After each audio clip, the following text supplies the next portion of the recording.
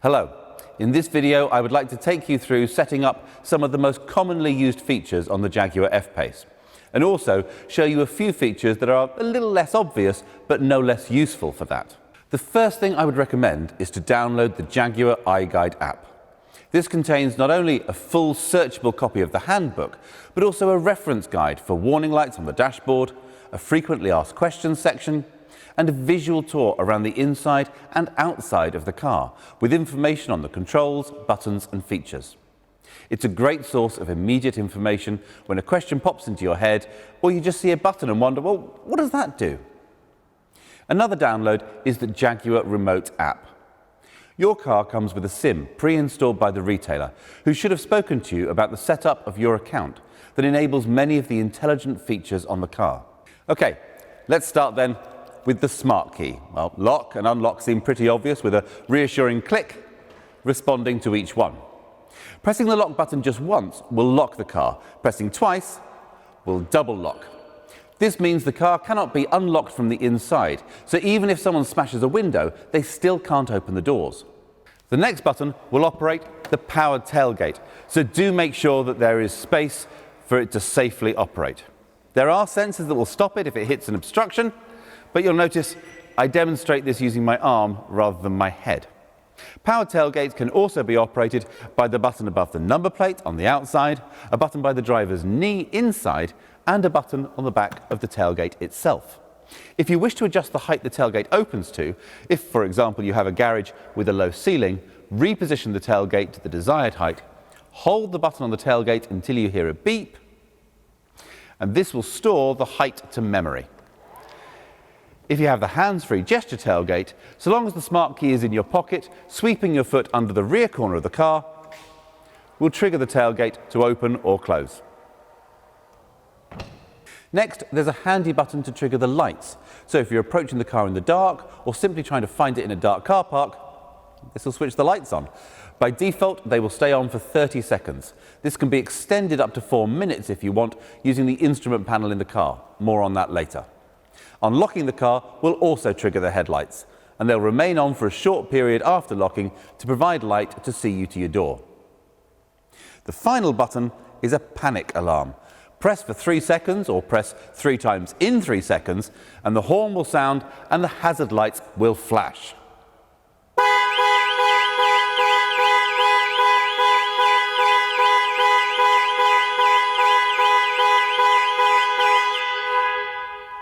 After 5 seconds, this can be cancelled by holding the button for a further 3 seconds. Holding the unlock button down will operate global opening, lowering all the windows to allow air into the car before you enter on a hot day. Similarly, if you get out and then realise you've left a window open, hold the lock button to activate global closing to raise all the windows and secure the car. These operations can be enabled or disabled using the instrument panel options. If your car is fitted with keyless entry, you don't need to remove the key from your bag or pocket. So long as it's within a foot or so of the car, as soon as you put your hand around the door handle, the doors will unlock. When you leave the car, place your thumb on the end of the door handle to secure the vehicle. Getting into the car then, the first thing you need to do is find a comfortable position. Seat controls can be found on the outside of the seat. Steering wheel adjustment is either electric, using a joystick on the right-hand side of the steering column, or manual. Just pull the lever on the underside of the steering column down, adjust the reach and rake to suit, and then push the lever up to put the steering wheel in place. Mirrors are adjusted using the controls mounted on the driver's door. Select which mirror to adjust using the buttons, and then use the joystick to adjust the angles. Incidentally, if you have power folding mirrors, pushing both buttons together will fold them in, useful if squeezing through a tight gap. Once everything is adjusted to your satisfaction, if you have memory settings, you can save these positions. Just press the M button and then press one of the numbered memory settings. You'll hear a chime to confirm that it is saved. You can switch between stored settings just by pressing these numbered buttons. Great if you share the car with another driver. Controls for the electric windows are located on the driver's door. Locking the operation of the windows from the rear seats will also engage the child locks on the rear doors. Now, most people will want to leave their windscreen wipers set to auto, move the stalk to its lowest position and then come up one notch. Sensitivity can be adjusted using the rotating collar. Pull forward for screen wash, and the outer collar operates the rear wiper. The button on the end controls the rear screen wash. Similarly, the headlights are best set to auto by rotating the outer collar. Pulling the stalk towards you will flash the main beam. When driving at night, pushing the stalk away from you will toggle the main beam on and off. If your car is fitted with auto high beam assist, the car will automatically dip main beam if it detects oncoming traffic. There's an array of controls on the steering wheel. On the right hand side are the controls for cruise control. Press set when travelling at your preferred speed, and the car will automatically maintain that speed until you touch the brakes or press cancel. Pressing the accelerator will cause the car to speed up, but when you release, it will return to the set speed. Pressing plus or minus will increase or reduce the set speed. If cruise control has been cancelled, pressing resume will return the car to the last set speed. If your car has adaptive cruise control, a radar monitors the speed of the car in front of you. If they're travelling slower, the car will automatically match their speed. The buttons on the left and right will increase and decrease the distance between you and the car in front. Whilst you need to be travelling over 20 miles an hour to activate cruise control, adaptive cruise will match the speed of the car in front all the way down to 0. If the traffic restarts within 3 seconds, your car will pull away with the traffic. Any longer than that, and you'll need to give the car permission to go with just a gentle press on the accelerator. This function means that adaptive cruise control can be used in tiring stop-start traffic situations. The limb button switches the function between cruise control and speed limiter. Lane keep assist can be toggled on and off with the button marked with converging white lines. If the heated steering wheel is fitted, the control will be found here. On the left side, there are controls for volume and buttons to skip tracks or change radio stations. The menu button triggers the instrument panel menus, allowing configuration of safety systems, heads-up display and driver convenience features. All around the menu button are controls to navigate through these menus. Explore these options to set the car up to your preferences. The phone icon will answer a call or start the process to dial a contact on a connected phone. Pressing it during a phone call will drop that call. A quick press on the voice control button will allow you to use voice commands. Just wait for the chime and then call home. A full list of the available commands can be accessed on the main infotainment screen. Starting the car is as simple as putting your foot on the brake pedal and pressing the start button. For manual cars, press the clutch. So long as the smart key is in the car somewhere, the engine will start. When you switch the car on, the 10-inch infotainment screen will display 3 main options: navigation, media and telephone. If you haven't already paired a phone, it will prompt you to do so. Tap on the phone tab, then open Bluetooth devices on your phone and select Jaguar F-Pace. Accept pairing on both your phone and the screen, and from now on it should automatically pair each time you get in the car, allowing hands-free calls, voice dialing and music streaming over Bluetooth. Text messages can be displayed on the main screen, and a soft key allows for them to be read aloud. On Apple phones, it's necessary to enable this feature by selecting Settings and Bluetooth, and then selecting the connection to the vehicle and enabling Show Notifications.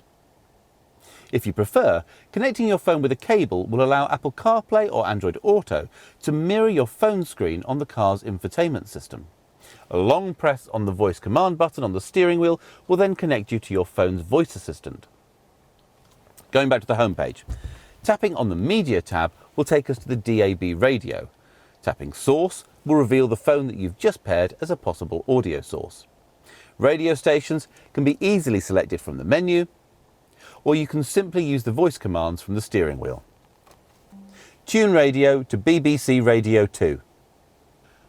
The third option from the home screen is the Navigation Pro system. To input a new destination, tap on the magnifying glass and then type any postcode, address or point of interest into the search box at the top of the screen. You can also search for businesses and transport links, hotels and restaurants. Where possible, the system will show TripAdvisor reviews. Destinations can be easily set by voice. Navigation, take me to 33 Baker Street, London. As well as appearing on the main 10-inch screen, navigation instructions will also be shown on the cluster display in front of the driver. If the car is fitted with the interactive driver display, the screen can be reconfigured for a 1 or 2 dial display by pressing Menu and selecting Display Options. You can even bring the map across the whole screen, retaining a digital readout of your speed. All F-Paces are supplied with a 4G data connection to allow over-the-air updates of the infotainment systems and maps, and provide live traffic, flight information and internet search. When the system has an update available, it will alert the driver on the main menu screen and ask for permission to update when you switch off the engine. Only agree at a convenient time, as the car must then remain switched off and locked for up to 30 minutes whilst the update is applied.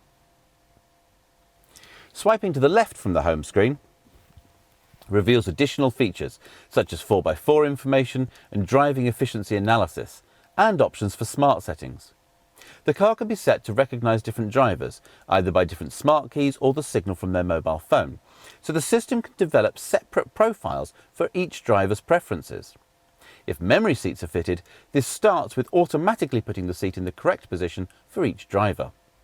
It can also analyse behaviour to pre-select navigation routes based on your regular routine, store audio preferences and remember climate settings. So the car might automatically put the heated seats on when it's below 6 degrees outside. Remember that you listen to a particular radio station on the way to work, but listen to a podcast on the way home. Know that on Thursday you come home via the gym and set the navigation accordingly. It will also remember that you like a 1-dial display, but your partner prefers 2 dials with the maps shown between them. Obviously, this involves storing a level of personal data, so when setting the system up, you can choose what data is stored on each profile. If you don't want it to store location data or information on your phone calling habits, just deselect these options. Just below the main touchscreen, you'll find temperature displays for the climate control. These settings can be altered with the buttons immediately below each one. Other buttons here control heated front and rear windscreens and fan blower speed. The heated seat button will bring up controls for the heated seats on the touchscreen. Jaguar F-Pace uses a rotary gear shift controller, which rises up when the ignition is switched on. Press on the brake pedal and rotate the dial to select reverse, neutral or drive. To select sport mode, press down slightly and just rotate one more notch. This will alter the operation of the automatic gearbox, holding on to gears longer to give punchier performance. You can manually shift up and down the auto gearbox using the paddles either side of the steering wheel. To return the car to automatic operation, hold the right paddle towards you for 3 seconds. When you come to a stop, you can rotate the dial back to park, or switching off the ignition will automatically return it to park before it descends back into the console. F-Pace has a range of driving modes, accessed with buttons just rearward of the gear shift. Set to comfort as standard, the arrow buttons will cycle through dynamic, eco and rain ice snow settings, useful for low traction surfaces.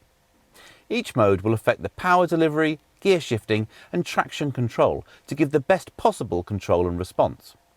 More information about these modes and the all-surface progress control can be found on the iGuide app.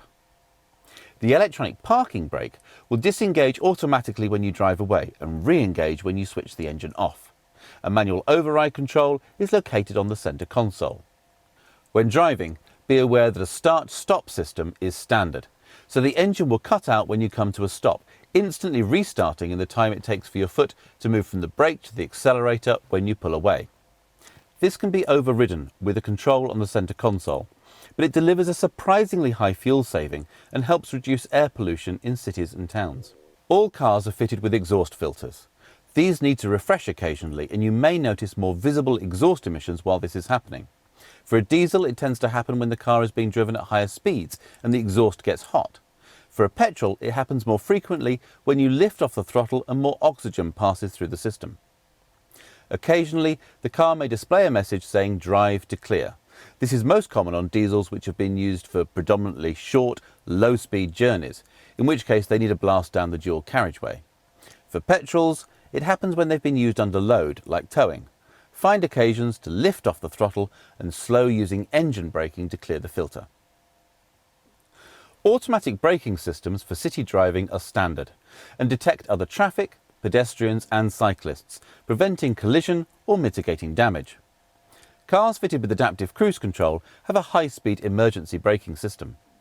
The lane keep system will provide a torque steer back into the lane if the car thinks you're drifting beyond the lane markers, so it's important to indicate when changing lane. If blind spot assist is fitted, the door mirrors incorporate a blind spot warning system, lighting up when a vehicle is travelling alongside and flashing rapidly to warn if a car is closing to overtake. If you start to move into the path of an adjacent vehicle, the car will deliver a torque steer in an attempt to avoid a collision. Now, these driver aids are designed to intervene when there is no input from the driver, which is surprisingly hard to simulate, so please don't try to test these systems. Any input from the driver will override them, and they do not reduce the driver's responsibility to drive safely and attentively. They can be deactivated, but as all of them have been shown to save lives both inside and outside the vehicle, they're switched on by default, and we recommend leaving them that way. For additional safety, in the event of an accident where the airbags are deployed or the fuel safety cutoff is activated, the car will automatically contact emergency services, sending GPS location data. Emergency services can be contacted at any time by pressing the right-hand button above the rear-view mirror. The left-hand button summons breakdown assistance. Both these buttons have covers to avoid accidental operation. When refueling, simply press the filler flap. So long as the car is unlocked, it will open. A smart mechanism will prevent filling with the wrong fuel, but as an additional reminder, diesel cars will have a spout for topping up with diesel exhaust fluid. Warnings will flash up on the information display to let you know when you're running out. You get about 1,000 miles notice, and if it runs out as a legal requirement, the engine will not start. The remote app provides monitoring of many systems. When you first run the app, there is a quick start guide to aid setup, and then it provides control over remote locking and unlocking of the car, tells you how much fuel is in the tank, reports the last parked location of the car so you can always find your way back to it. And it can export a full journey log in the form of an Excel spreadsheet. So if you need to note mileage for business use, this is easy to keep track of. It also provides remote activation of the climate system, cooling the interior in summer before you get in, or warming and de-icing the car in winter whilst keeping the car fully secure. Because this feature starts the engine, it's only available on cars with auto gearboxes. This video has really only touched on the essentials. Please make use of the iGuide app or videos on our YouTube channel to find out more, or contact your retailer with any questions. Thank you for your time and enjoy your time with the Jaguar F-Pace.